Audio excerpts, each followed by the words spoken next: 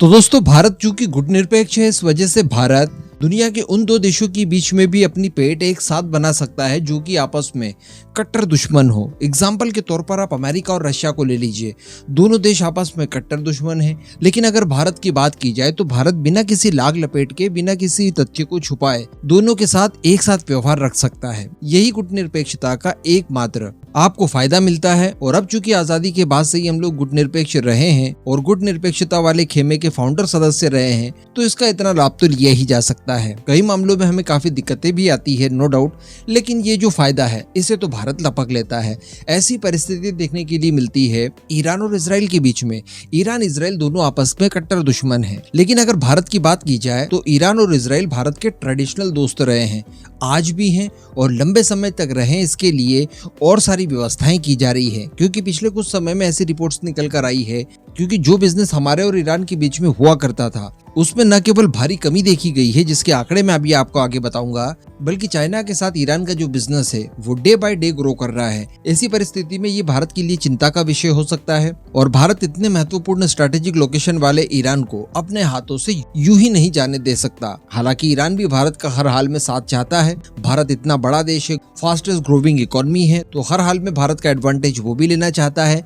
अब बताया जा रहा है कि इसी के लिए प्रयास शुरू कर दिए गए हैं। कुछ ही दिन पहले देखिए हम लोगों ने डिस्कस किया था कि भारत और इजराइल के बीच में कनेक्टिविटी को बढ़ाया जा रहा है, नया कॉरिडोर शुरू किया जा रहा है, जिससे भारत और इजराइल के संबंध पहले की तुलना में अब और ज्यादा बढ़ेंगे। तो वहीं पर अब हम ईरान को भी नहीं छोड़ना चाहते और ईरान के साथ भी कुछ इसी तरह की चीजें शुरू कर दी गई है। दरअसल सबसे पहले तो बात कर लीजिए चाबार पोर्ट की। तो चाबार पोर्ट को लेकर 10 साल का समझौता हुआ था भारत और ईरान के बीच में, लेकिन बीच में फिर हम लोगों को देखने के लिए मिला कि कई सारे मतभेद जनरेट हुए।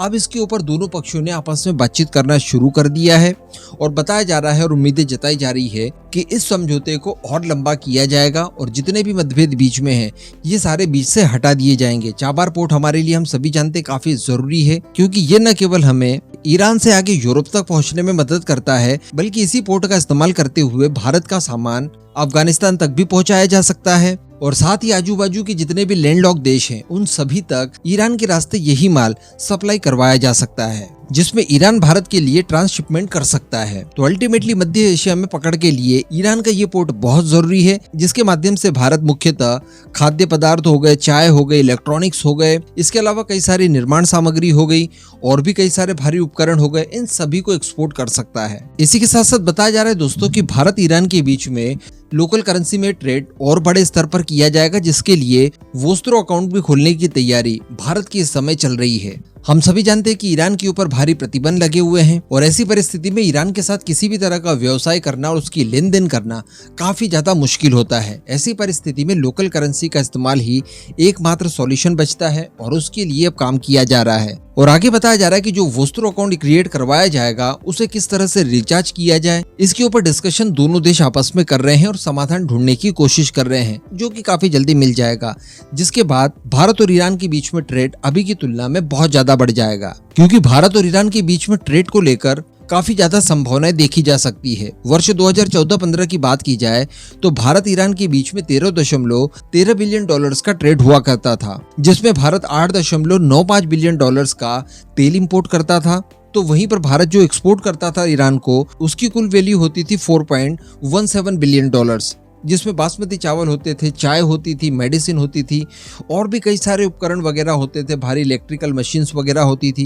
तो इन सभी को मिला जुलाकर ट्रेड अच्छा खासा हुआ करता था। लेकिन फिर वर्ष 2018-19 में ये ट्रेड बिल्कुल खत्म हो गया। 90% की गिरावट देखी गई, क्योंकि प्रतिबंध इनके ऊपर लग गए थे बहुत सारे। और वर्ष 2019-20 की ही बात की जाए तो ये 1.4 बिलियन डॉलर्स तक रुक गया था। तो ये समय अब वापस लाने के लिए तैयारियां की जा रही है, जिससे कि भारत और ईरान के बीच में ट्रेड पहले की तरह होता रहे। अब अगर यहाँ पर थोड़ा सा नोटिस किया जाए, रिपोर्ट में तो नहीं बताया गया है, लेकिन हम खुद ही समझ सकते हैं कि अगर द्विपक्षीय व्यापार होगा, लेन और देन दोनों होगा, तो इसके लिए जरूरी ये है कि अपनी चीजों को इंपोर्ट करने के लिए दोनों पक्षों के पास प्रॉपर पैसा हो।